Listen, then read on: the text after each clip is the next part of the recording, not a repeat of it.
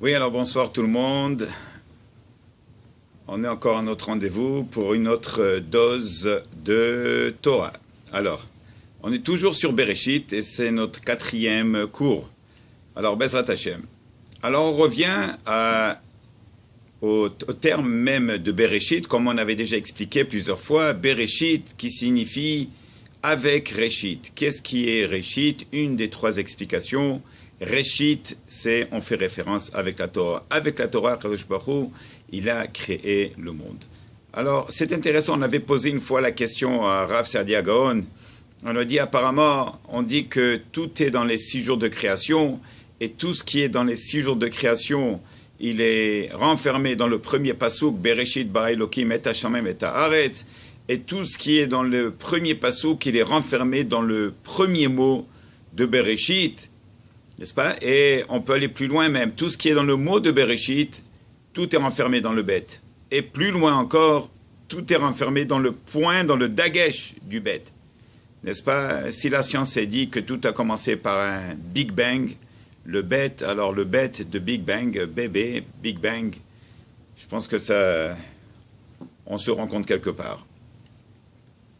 Alors on lui a posé la question, on lui a dit, est-ce que c'est possible de trouver cette mitzvah de Pidyon Haben dans le mot de Bereshit? Et tout de suite il a répondu. Il a dit oui, si vous prenez la mitzvah de Pidyon Haben, qui est le rachat de l'aîné, ce qu'on fait quand une femme accouche un premier-né, le premier-né c'est un garçon, pas une fausse couche, ça veut dire pas si une femme elle a une fausse couche après elle accouche, c'est-à-dire la première naissance qu'elle a donnée à un enfant est un garçon, donc il faut faire le rachat par un Kohen, n'est-ce pas? La fameuse cérémonie où est-ce que toutes les dames se rassemblent, on passe avec un plateau en argent, et tout le monde enlève les bijoux, et tout ça, parce que le Kohen, il a pris le bébé, il faut le reprendre du Kohen. Bon, c'est toute une cérémonie qu'on fait. Et alors il a dit, oui, bien sûr, la mitzvah, on la retrouve dans le mot Bereshit. Tu lui as dit comment? Il lui a dit, c'est facile. Ben, Rishon, Tifde, Ahar, Sheloshim, Yon. Si vous prenez chaque première lettre de cette mitzvah, vous allez trouver le mot Bereshit. Bet, Ben, Rishon, Resh, Tifde, Taf, Ahar, c'est Aleph, Shloshim, Shin, Yom, c'est le Yud, ça forme le mot Bereshit. Bon. On a aussi expliqué déjà plusieurs fois que la Gemara dans Masechet Kiddushin, elle parle très souvent du fait que il y a 3 shutafim. Qu'est-ce que c'est shutafim? Il y a 3 comment dirais-je shutafim? Shutafim, c'est quand on est associé. Qui sont les associés qui sont avec l'enfant, avec le nouveau-né? La Gemara dit le père, la mère et Hakadosh Baruch Hu. Oui, comment est-ce qu'on trouve ça? Eh bien, c'est facile.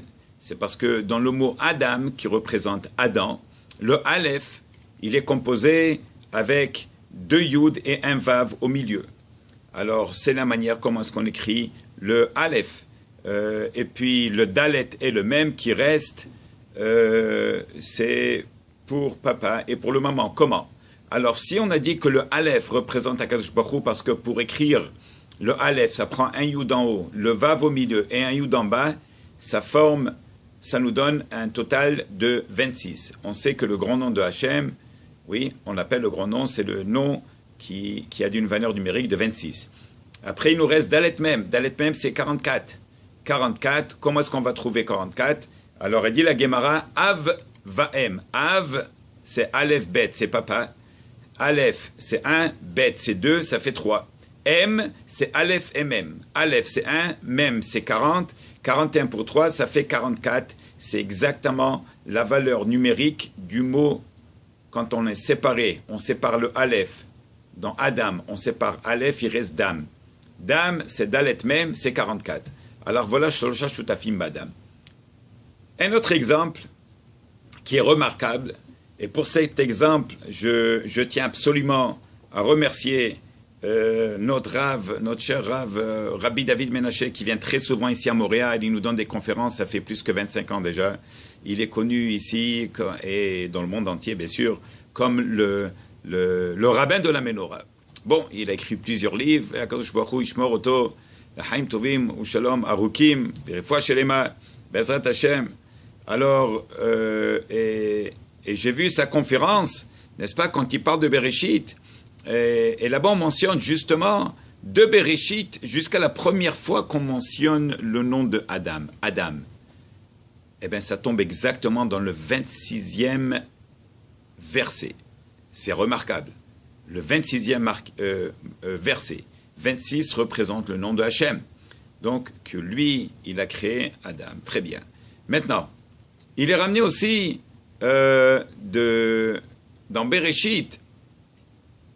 Si on prend par exemple le mot Bereshit, et encore une fois, ça c'est le crédit qui revient à Rabbi David Menaché, si on prend le mot Bereshit, vous le voyez ici, donc j'ai encerclé le mot Bereshit, Bet, Resh, Aleph, Shin, Yud, Taf, mais il faut l'épeler et faire le total des chiffres. Alors, Bet, ça s'écrit Bet, Yud, Taf, c'est avec le milouï, ce qu'on appelle. Oui, alors Resh, Resh, Shin, Yud, oui, Aleph, Aleph, la mettre Pesofit, oui, et Alza derer Shin, Yud et le Tav. Si on fait le total de tous ces chiffres, n'est-ce pas, alors ça nous donne un total de 1820. Qu'est-ce que ce chiffre représente? Qu'est-ce que veut représenter ce chiffre de 1820? Alors, Hachamim, ils disent, dans le Zohar, ils disent, ben, la Torah, elle vient d'où? Elle vient du ciel. Ça veut dire qu'Akadosh Baruch Hu nous a donné la Torah. C'est une science qui est divine.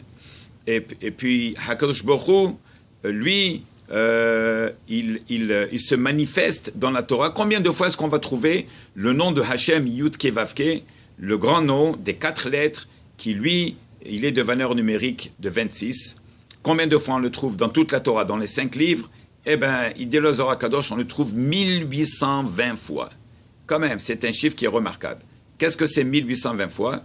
Eh bien, imaginez-vous, c'est le total de toutes les lettres qu'on vient de faire de Bereshit. Et pourquoi 1820 fois? Eh bien, c'est parce que Hachamim nous disent Shivaim Panim la Torah. Qu'est-ce que ça veut dire Shavim Panim la Torah? Eh bien, ça veut dire que la Torah, elle s'explique par 70 façons différentes. On peut expliquer un mot, un verset, par 70 manières, 70 facettes, 70 niveaux différents. Et ça, c'est la beauté de la Torah, qu'elle est là à discuter. Et Bevadaï que si on a 70 opinions différentes, c'est valable. Alors si on prend le chiffre 70, qui est les 70 branches en réalité de la Torah, on va les multiplier par le nom de Hachem, la valeur numérique, je m'excuse, des 4 lettres, qui est le 26, Shem Havaya. Combien ça nous donne? Exactement 1820. Ça, c'est remarquable. Encore une fois, le crédit n'est pas le mien, c'est le crédit qui revient à Rabbi David Menaché. Et voilà, c'est encore une fois une autre petite dose de Torah. Et à la prochaine, bonne soirée.